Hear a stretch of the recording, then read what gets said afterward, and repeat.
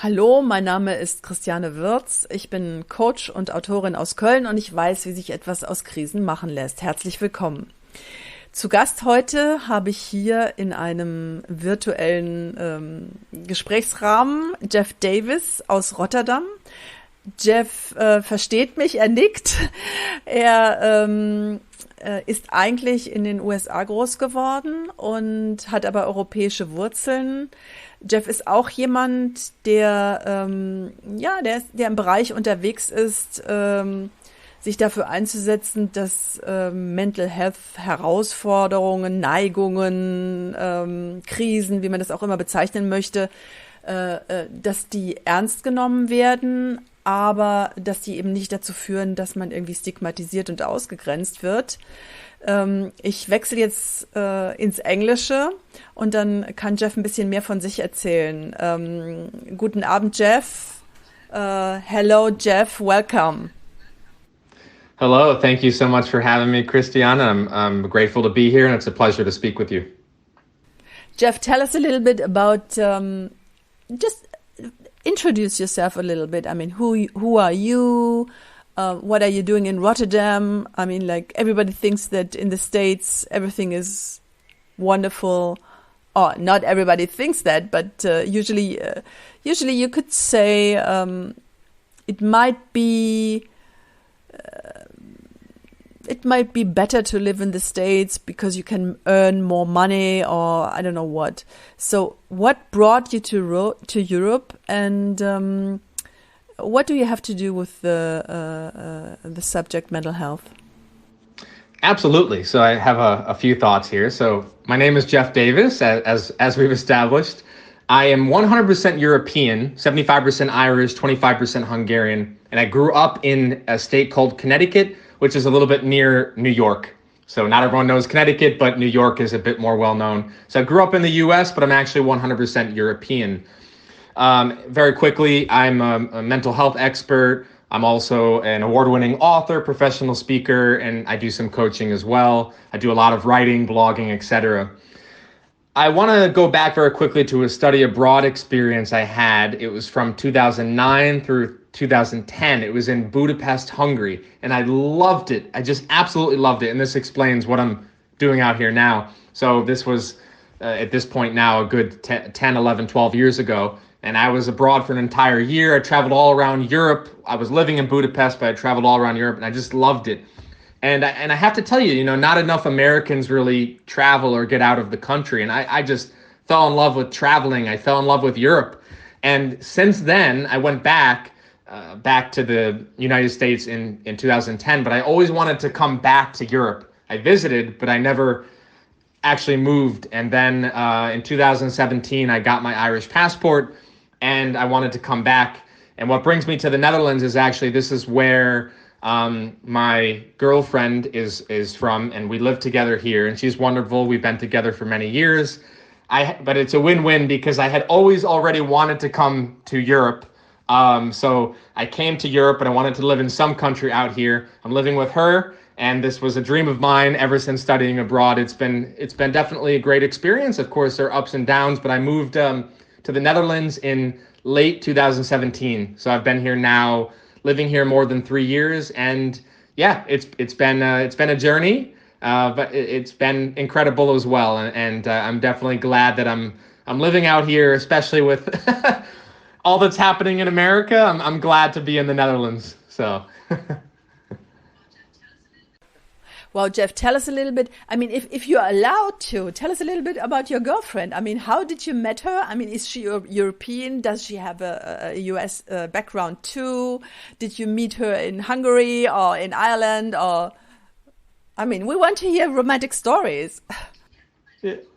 I very much appreciate the interest. Well, I was 24 years old, and I competed in a public speaking contest. You may have heard of the organization. It's called Toastmasters. They help you improve both your leadership and your public speaking. And this is how I got my start with public speaking. And I competed in a public speaking contest, competing against the best speakers from the Northeast, so like New York and Connecticut and Massachusetts. And I won at all these levels. And no, people didn't think I was going to win. I was young. I mean, I was 24 years old. This was 7 years ago. And I kept winning. And then I got to the big district, which was regional, like the best speakers from the whole region. And I won first place. And then I went to Kuala Lumpur, Malaysia, and competed in the World Championships of Public Speaking. And I almost became the youngest public speaking champion in the history of the world. And in Kuala Lumpur is where I met my current girlfriend. So it's a fluke. It's a fluke how it happened, because and I don't just mean a fluke how we met in the airport in Malaysia, but also I think back to those contests, and it was unbelievable that I won. I mean, I was competing against people who were way more well-known and more experienced than me, but I went in there with my fire and my energy and my content, and I lit the room on fire, and yeah, I didn't win the whole thing, but to even get to that level and to even compete on that stage at the semifinals was incredible. And then in the airport on the way home, I met her, and we stayed in touch for a while. We visited one another, and now we've been together for a long time, for a good number of years now, and it's a great relationship. I'm very grateful for it. So that's how we met in Kuala Lumpur, Malaysia. She is Dutch, but she was there traveling as well, and yeah, it's a crazy story. You can never predict it. So, yeah. You have been talking about the good content that you had. I mean, that maybe fuel your fire to speak and inspire people in Kuala Lumpur. I mean, like, what was the content? I mean, and do you want to give us a little piece of that now?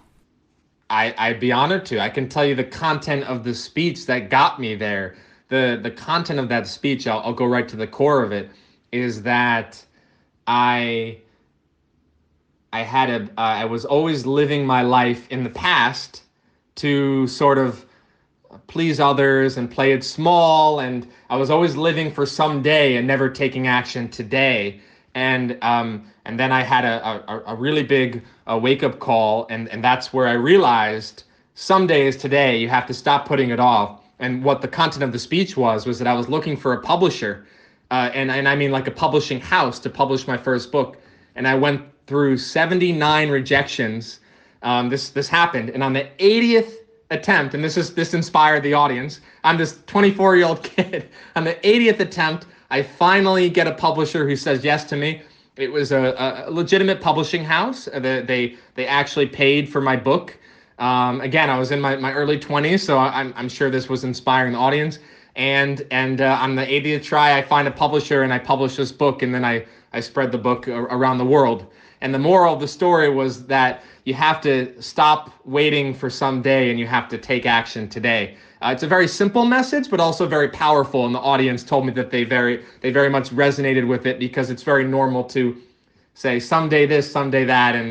And the speech was called "Someday is Today," and that's how I inspired the audience. I got this miraculous publishing deal, and I went through all these rejections, and I told the audience, every no is one step closer to that yes. Keep going, keep getting those no's. You're going to get a yes. I had to go through a lot of rejection, but I found a publisher. That almost got me to becoming the public speaking champion of the world.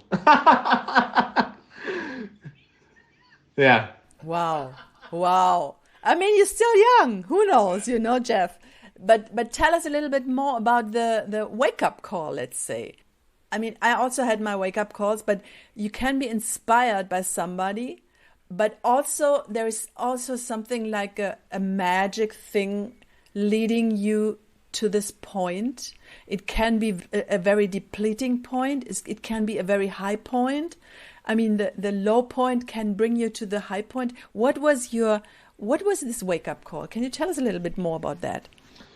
Yeah, well, it's a bit the particular wake-up call, and this I shared in the speech as well, and it's a bit of a sad story, but I'll take you through that and take us through it, so it'll get to something that will feel inspired, hopefully. And it's very sad, and I actually don't talk about it a lot. I want to be very vulnerable and say that I shared it in that speech, so I want to share it now. But it's actually something I don't talk about a lot. So I'm actually going to be curious as to your reaction, because I also get mixed feedback on sharing it. And that is that there was actually a tragic shooting in my town, in my hometown, and specifically my mother's students were killed. I have to tell you this, and I don't want to get too much on a sidebar, but the gun laws in America are just horrible. It's disgusting, and you hear shootings all the time. It's way too common, and I think it's very sad. Well, what happened is I was going about my life, and my mother was in the school at the morning it happened. She left shortly before the shooter arrived. The shooter showed up and actually murdered her 6 and 7-year-old students, and it just tore me apart. And I do want to say that I can't even imagine what the parents have gone through and are still going through. And this is very sad. And I want to be very vulnerable here. When I talk about mental health, I'm a mental health expert. I don't share this story a lot now, but I did share it that 7 years ago. It was also because it really did act as a wake-up call for me. And I realized life is short. And it happened not only in my community, but it happened to my old elementary school and where my mom taught. Very, very, very sad.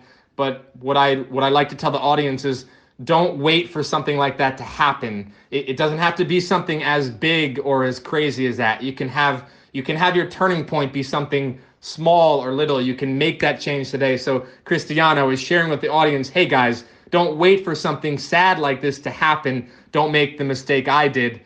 Take that change, make that turning point now. So it's very sad. It's heartbreaking, and it's hard. It's also hard to share. And it's not the main story that I share. And now with the world, I share about how I almost committed suicide when I was 17 years old. That's the story I focus on now. But 7 years ago, in 2014, when I was in this public speaking contest, that's the story I shared.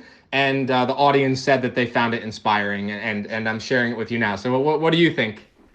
I think it's inspiring, and especially when you put that together with the other event, because sometimes I think it's not all the time just one little push. It's, like Yes, exactly. I had psychosis, and I knew, like 5 times, and I knew. And I was on my way to do something with this psychosis, but I did talk about that with my friends. I did talk about that with some family members and with my former partner, but I didn't speak about that publicly. But the idea was, when I had the 2nd or 3rd psychosis, I thought, you have to do something with it. You have to do something with it. You have to write about it. You have to make a movie about it. You have to make people understand what's going on. And I did a little bit, but I was still shy. I was still, just putting a little bit there, and like working a little bit on it, and when I lost everything, like everything, my job and stuff like that, and my friends or some friends or so-called friends, or when I was really, really in the clinic, and really, it could be worse. I was still alive, and still whatever. But then I thought, you just have to do it, no matter what. And then, and after that, it was still, one step after the other, still I didn't talk about everything completely publicly. I was doing radio pieces with a different name, Clara Feldman. And then I started to write the book about it. And then I started, and now I want to hear some stages after your wake-up call. You said that you wanted to commit suicide when you have been 17. Do you want to tell us a little bit more about that? You say you're talking about that to make people understand. This is what I think what you want to say, to make people understand what's going on, really. Yes. Exactly. Well, first of all, I want to say thank you for sharing that. Very inspiring, your own process of needing to get that out there to help others to share, and how you share, and then I was relating to you, and then there's more to share, and then you share, but it's still not everything. And that, so I was loving that. And yeah, I meant, yeah. Yeah, exactly. So yeah, I mentioned having this turning point that occurred, but what I focus more on now, and I also want to be very humble here and say that I do approach that tragic event very delicately, and I do mention it as a turning point when the timing is appropriate, like now. But the story that I most focus on now sharing with the world is how I almost committed suicide at age 17. This was in the year 2007, 14 years ago. I'm now 31 years old. And I had a series of setbacks. I was a star baseball player, and despite getting recruited by colleges to play at an elite level and doing very, very well in tryouts, I unexpectedly didn't make the team. Now, that might seem like, oh, it's not that big of a deal, but I was actually also dealing with some physical and verbal abuse from other people. I had people in my close circle who were putting me down. I didn't really have good friends in high school. There were some fake friends. I had no perspective, no coping mechanisms, no social support. Those three combined. No perspective, no coping mechanisms, no social support. And I unexpectedly got cut from the baseball team, and I'm keeping this story very brief, despite being a star player. And then I was also getting physically and verbally abused by others.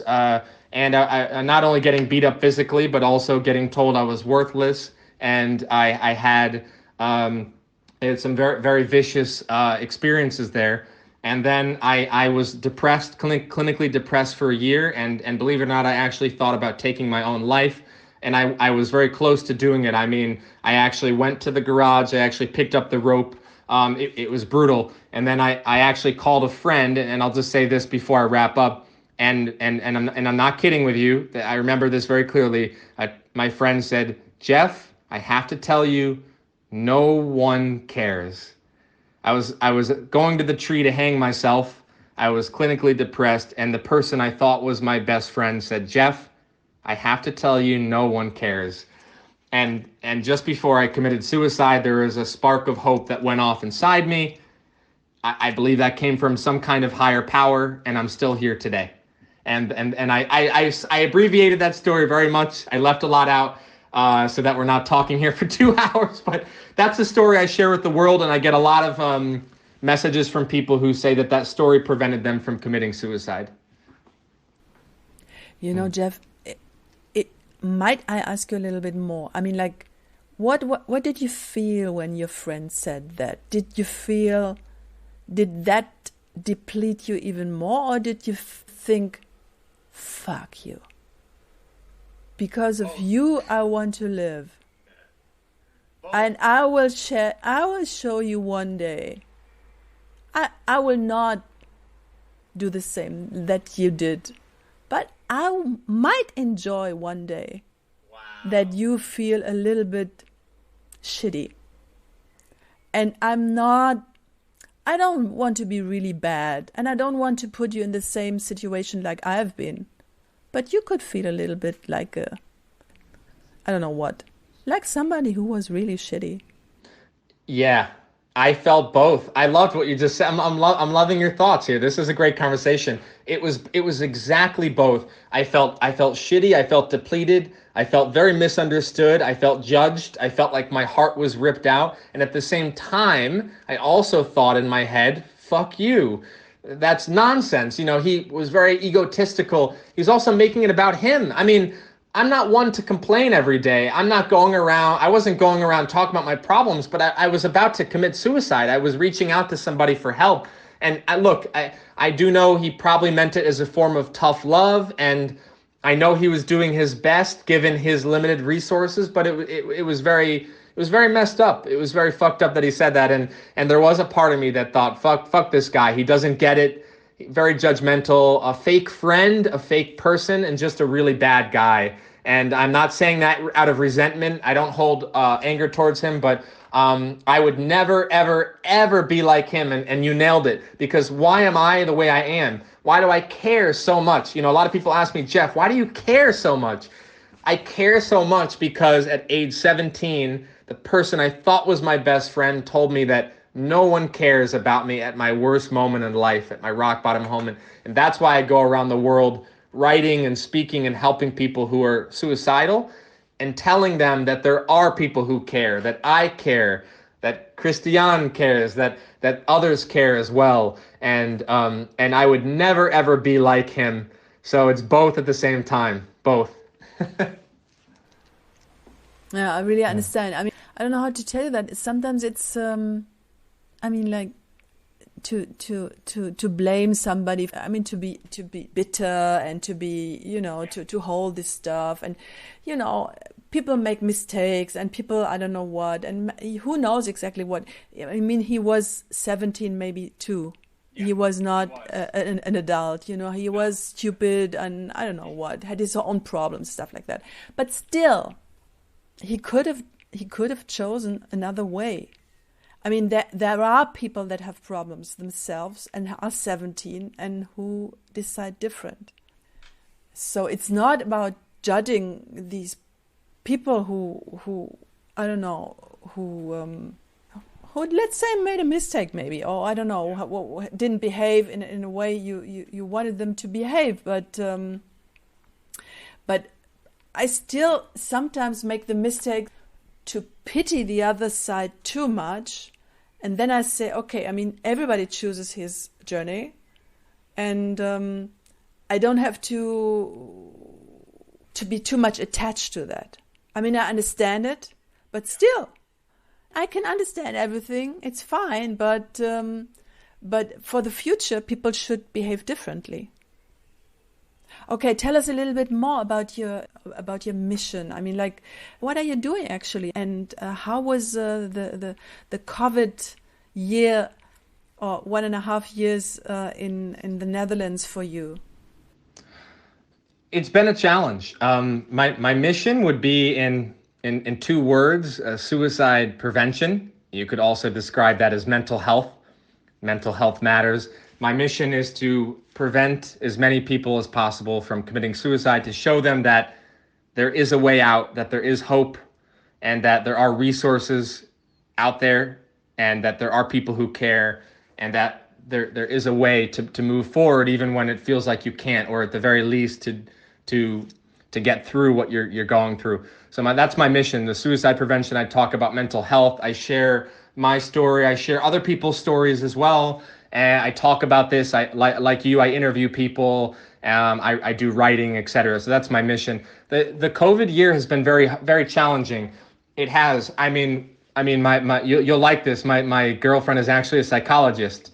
She's a practicing psychologist. So I do all this work on mental health.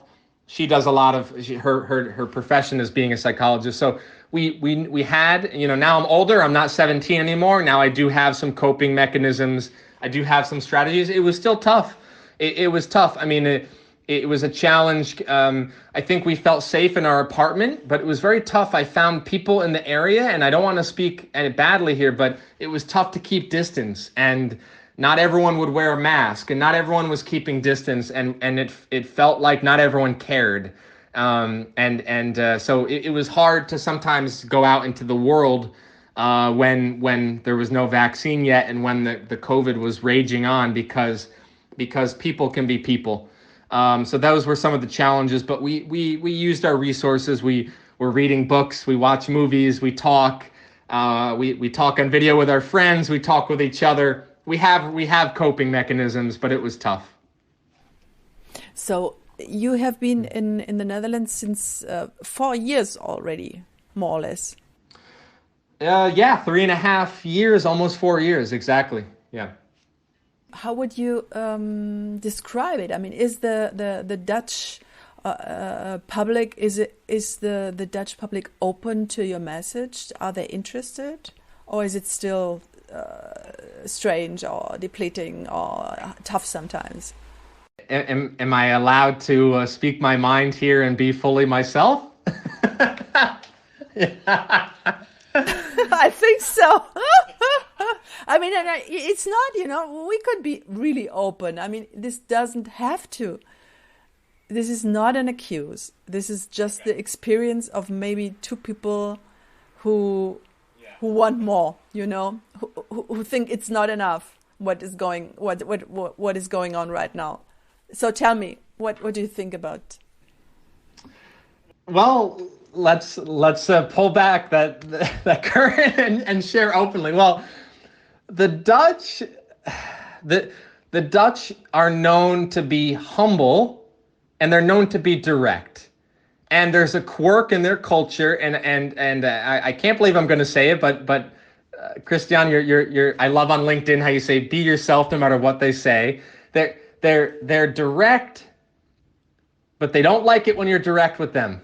So there's a little bit of hypocrisy there, and I think people they'd be very offended if they heard me say that. Look, I'm sharing my experience. People are welcome to disagree. People are welcome to share their own experience. I'm just sharing my opinion and my experience for the record. I do have Dutch friends. It's not like I'm not like off by myself all the time. But specifically, Christian, they don't really put themselves out there. So they're humble. And then you get someone like me. And for me, it's not about ego. I'm not talking about my turning point, or like I mentioned my turning point. I mentioned this hard event I went through at 17. I'm not sharing that to make it all about me. Truly, from the core of my soul, mark my words, from the core of my soul, I do it to help other people. And the Dutch, a lot of them, they don't get it. They don't get it because they don't put themselves out there themselves. And it's easier to criticize somebody. It's easier to put someone else down than to take action and put yourself out there. And look, I have a lot of people who support me, and just like any other public figure, author, speaker, I also have my fair share of critics. I have people in the Netherlands who support me. I have people who like me here, and I also have people who criticize me here. I do think that their culture is a little bit weird. I think that they could be a little bit less judgmental. It's a very harsh culture in terms of their judging of others. And also, I think there's a little bit of hypocrisy. I'm being very, very open right now. This is very honest. It's very direct, where the Dutch, they like to be direct with you, and then when you're direct with them, they get offended. I don't mind the Dutch being direct with me, but what I do mind is them getting offended when I'm direct with them. I don't like the one-way street. And that's probably been one of my big struggles here in the country. Thank you for letting me be fully myself and to express myself without auditing myself. You know what, Jeff? I don't know if this is the Netherlands. I really have to tell you, because I could also, maybe I'm a little bit not just with Germany, because this is what I think is the case in Germany too. I think that people have problems, hide their problems. I might be allowed to say that I have or had a problem, but they will never admit that they have a problem themselves. If I would say that not just I have problems, but a lot of other people have problems too, and that there is something hidden, and even if I don't say that directly to a special person, even if I just say that society covers up things, some people help me, but there is a big resistance still.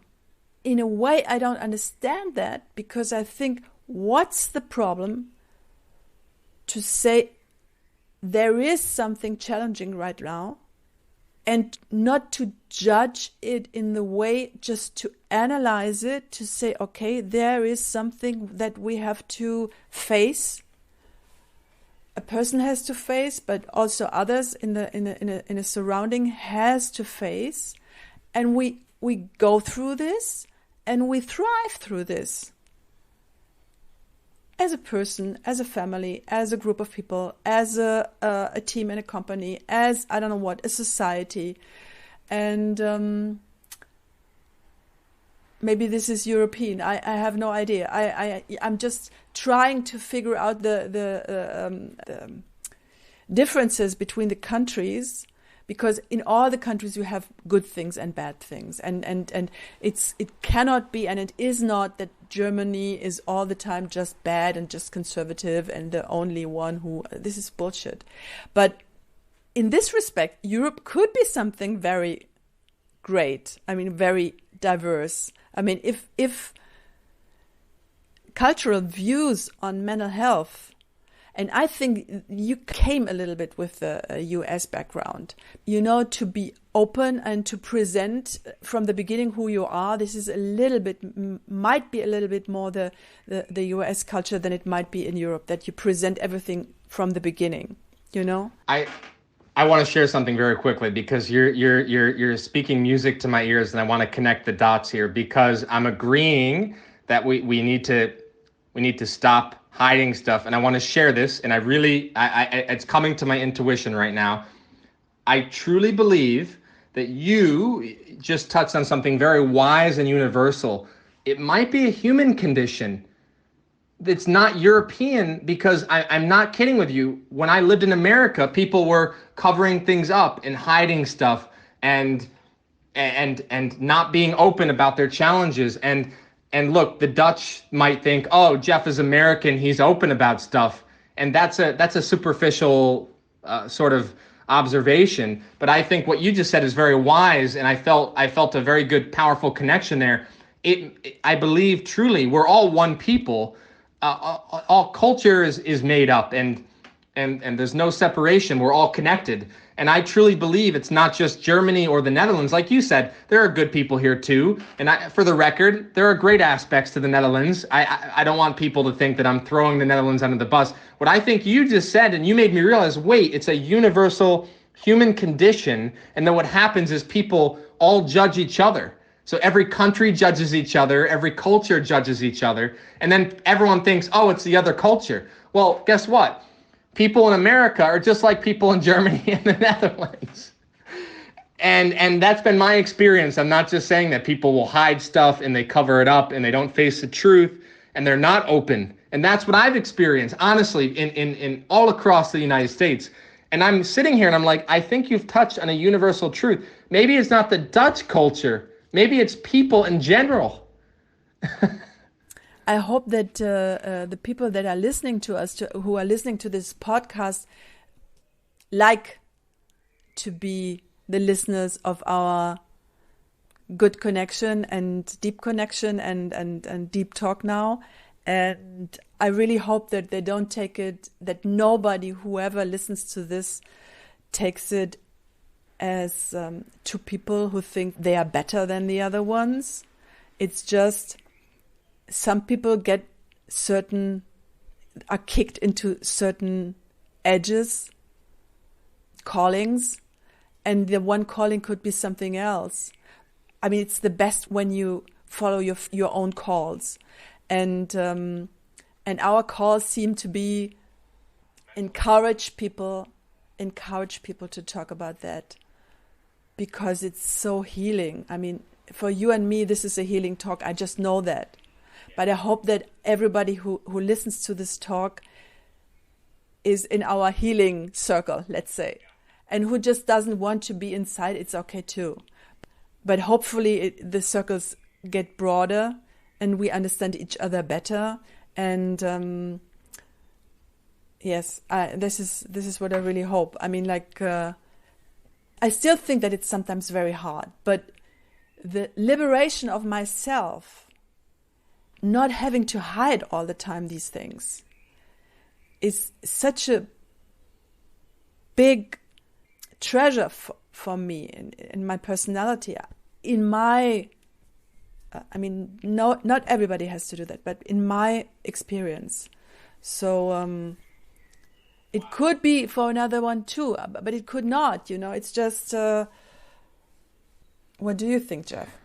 I want to thank you for connecting those dots. I completely agree that this is very healing. And I believe, and I know you've touched on a universal truth here. And for the record, while we're still talking, yeah, it's not that we're saying other people are bad. What we're saying, or at least in my experience, one of the takeaways is that it's universal. it's not just a particular country or location. Everywhere there are challenges and struggles and judgments and misunderstandings, and I'm seeing, I just saw it in my mind. It's all one people, and we're just all judging each other, and we're all misunderstanding each other. But the healing is to realize that, I was criticizing the Dutch culture a bit, but you helped me see, because of your wisdom, that it's actually a universal human condition, that I was experiencing this in America, and I'm experiencing it here, and it's elsewhere in other parts of Europe, and it's in Asia, it's in other parts of the world as well. So the healing is to realize that we're actually all connected. We're all one people, and it might seem like we're different and we're from different backgrounds and countries and ethnicities, but really we're all connected. That's the healing. So it led to a beautiful conclusion once we went through the mud and the weeds. And I'm inspired right now. I'm impressed by your wisdom. I'm inspired. I think I know this was a beautiful conversation, and wow, what a great conversation to just be open and look. Yesterday on Facebook, I shared my lifelong fear of dogs due to a traumatic incident I had as a child. And I decided I'm not going to hide that anymore. And that's what I shared on Facebook. I'm only using that as an example to say that you're right, that there's great liberation in not hiding things and just sharing. And I always tell people, be open, be transparent, and some people, like you said, some people love it, and other people look at me like I'm crazy. But I'm very open. I'm very open on social media. I'm very open in person. I'm very open on the phone. That's who I am. But I don't do that for me. I do it to help other people. So share your story, the listeners, share your story, because it liberates yourself and helps others at the same time. Wow, Jeff, that's a good final word and a good final conclusion. So thank you very much for this podcast. Und I will switch into German again, and you will understand anyway. Ich habe mich gerade bei Jeff bedankt. Ihr habt bestimmt verstanden, was er gesagt hat. Er hat halt gesagt, dass mich ein wenig bestätigt, beziehungsweise auch seine eigene Erfahrung zum Ausdruck gebracht, dass es sehr befreiend sein kann, wenn man so weit ist und wenn man es wirklich mag und wenn man glaubt, dass das der richtige Zeitpunkt ist, ja, auch Dinge zu erzählen, von denen man glaubt, dass man sich dafür schämen muss, und das heilt und das öffnet wirklich für neue Räume, und auch wenn es dann nicht immer alles sofort großartig und klasse und anhaltend gut ist, aber es heißt dann doch, dass man aus Krisen zum Glück kommen kann, wie dieser Podcast ja heißt.